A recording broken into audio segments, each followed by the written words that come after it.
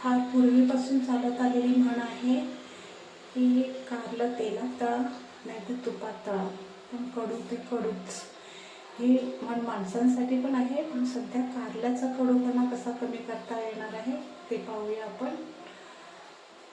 कारली आपण बिया काढून स्वच्छ धुवून बिया काढलेल्या आहेत आणि अगदी 3 ते 4 मिनिटांसाठी आपल्याला पाण्यात ती उकळून घ्यायची आहे. शिजवायची नाही आहे, फक्त एक उकळ येईपर्यंत आपल्याला गॅसवरती ठेवायची आहे. उकळ आला की लगेच गॅसवरून उतरवून घ्यायची. हे शिजत असताना मी एका साईडला वाटणही करत ठेवलेलं. वाटण आपलं तयार आहे. वाटणाची रेसिपी दाखवली नाही कारण का थोडासा वेळ कमी आहे माझ्याजवळ, तर नेक्स्ट टाईम रेसिपी बनवेल तेव्हा वाटण कसं बनवलं ते बघूया आपण. तर हे वाटण उकळून घेतलेल्या कारल्यांमध्ये व्यवस्थित भरायचं आहे.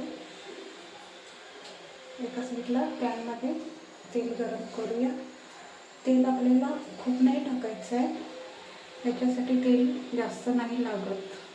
जास्तीत जास्त 1 चमचा टाकायचं आहे तेल आणि साधी सगळी कारली फ्राय पॅनमध्ये ठेवून झाकण ठेवून जास्तीत जास्त 3-4 मिनटं वाफवून घ्यायची आहे.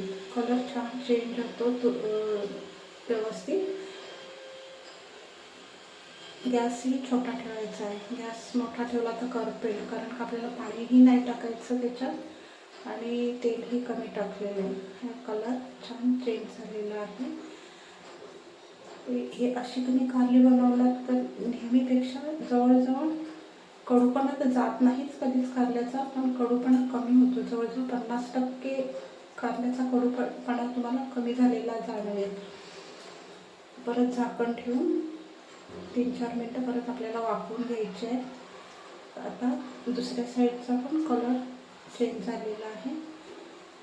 आता ही कारली आपली भाकरीसोबत किंवा चपातीसोबत खाण्यासाठी तयार आहे. असं सुरीने चेक करायचं आहे. इझिली सुरी लागली की समजायचं कारलं खाण्यासाठी तयार आहे.